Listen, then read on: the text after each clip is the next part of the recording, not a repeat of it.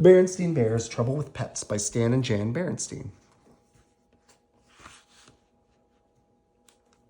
Cubs don't expect the big job they will get when they jump up and down and beg for a pet.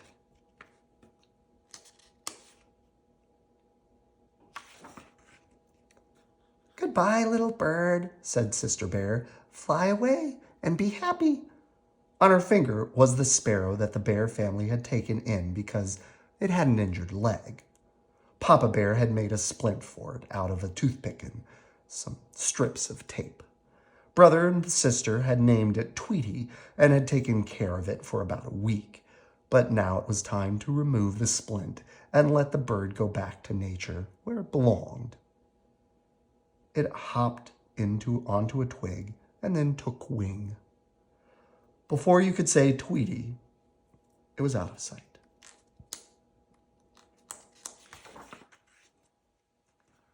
I'm going to miss our little bird, said Sister sadly. Tweety was such a nice little pet. Tweety wasn't a pet, dear, said Mama Bear. Not a real pet, anyway. It was just an injured bird that we helped get well so it could go back to the forest. Why don't we get a real pet, Mama? Asked Sister. Other cubs have pets, said Brother. Why can't we? Cousin Freddie has a dog, Lizzie Bruin has a cat, and Too Tall Grizzly has a snake. Well, said Mama, as they climbed the front steps of the treehouse, I suppose it's something to think about.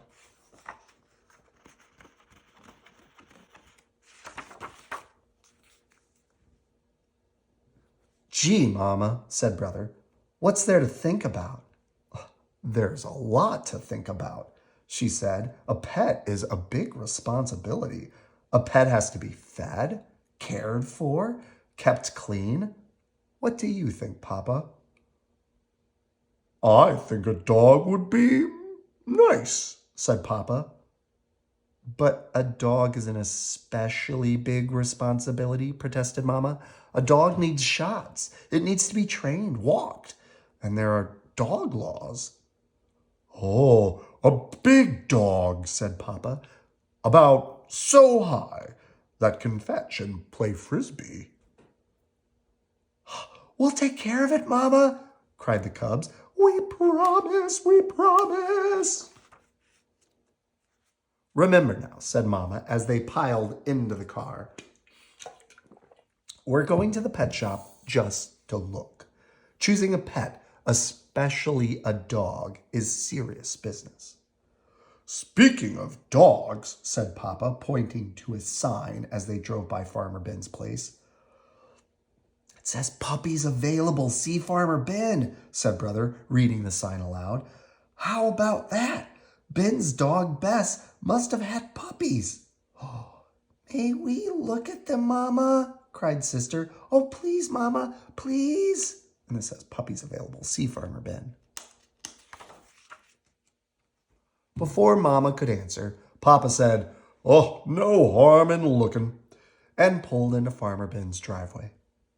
Ben's dog Bess had indeed had puppies, 5 of the cutest, rolyest-poliest little balls of fur you've ever seen.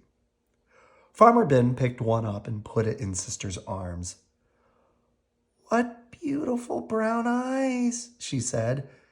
May we have this one, Mama? May we please? Oh, most puppies have brown eyes, said Ben, but I do think that one is the pick of the litter. It's yours if you like, a gift from Bess and me. Goodness, said Mama, that's very generous of you, Ben. I really don't know what to say. Yes, say yes, shouted the cubs, jumping up and down. It certainly is a cute little thing, she said. All right, then. Yes. Brother and Sister were overjoyed. Thank you, Farmer Ben, they shouted.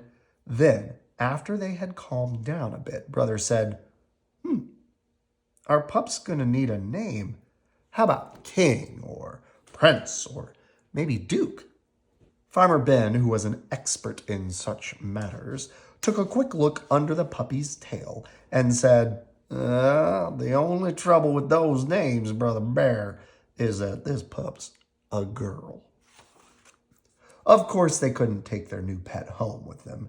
It would need its mother's milk for a couple more weeks, but there was plenty of puppy talk as they headed home. Talk about names, talk about where the puppy would sleep, and talk about who would take care of it. Remember now, said Mama, you've promised to take care of the new pup, to feed and water it, and to clean up after it when it has accidents. What kind of accidents? Asked Sister. We'll discuss that later, Mama said. Brother and sister couldn't believe how lucky they'd been. A new puppy for their very own. That night, before falling asleep, they thought about some of the wonderful things they would do with their new puppy. Sister thought about dressing it in doll's clothes and pushing it in her doll carriage. She thought about introducing it to her stuffed toys. Perhaps they would have a tea party. Brother's thoughts were quite different. He thought about winning the blue ribbon at the Bear Country Dog Show.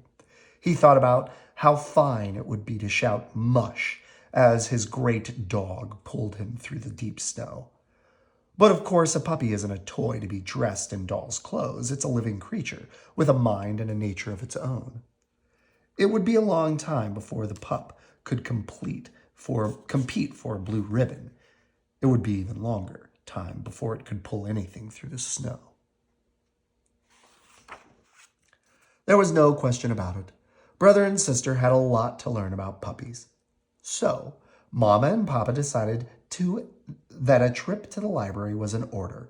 They took out a book called Puppy Care. And when the big day came, the Bear family had a puppy care plan all worked out. First, they stopped off at the police station to get her registered. "What's the little lady's name?" asked Officer Marguerite. The pup would need a license with her name and address on it in case she got lost. But sister and brother still hadn't agreed on a name. What to do?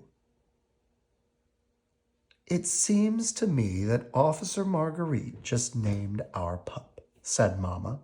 "Little lady sounds like an excellent name to me." So the puppy left the police station with a name as well as a license. Next, a quick stop at the pet shop for a puppy harness and leash, and then a very important stop at the vet's for a checkup and shots. Little lady didn't like the shots one bit. Brother and sister knew just how it felt.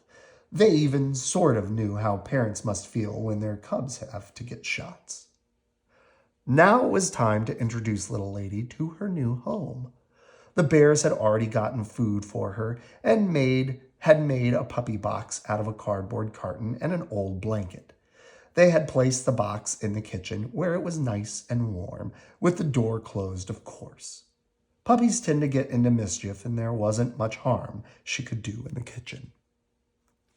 Little lady sniffed all around the kitchen and then curled up in her box and went to sleep. At first, the cubs argued about whose turn it was to feed, water, and walk the pup. "It's my turn." "No, it's my turn." But after a while, they began to argue about whose turn it wasn't. "It's your turn. I cleaned up after the last accident." "No, it's your turn. I cleaned up after the last accident." Mama solved that problem by posting a puppy care schedule on the wall. Not that the puppy was all work and no fun. Little lady was indeed a lot of fun. In fact, it was so much fun watching her that the Bear family didn't watch much television anymore. She chased her tail. She did somersaults. She fought her rubber dog bone. She got into the strangest positions. Also, of course, she grew. She grew so much that the Bear family started calling her Lady instead of Little Lady. And like all puppies, she loved to chew.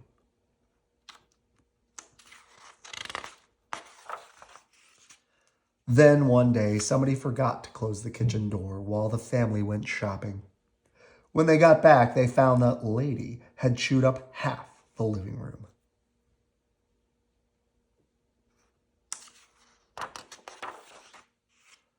The time had come for Lady to have her own house out in the yard. Papa built a fine, sturdy doghouse. Then he chicken wired the fence to keep her safely in the yard. Lady loved her house. She was even more fun in the yard than she was in the house. She chased leaves in the fall, snowflakes in the winter, cherry blossoms in the spring, and butterflies in the summer.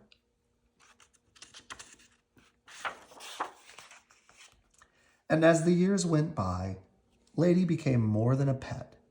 She became another member of the family to love and enjoy.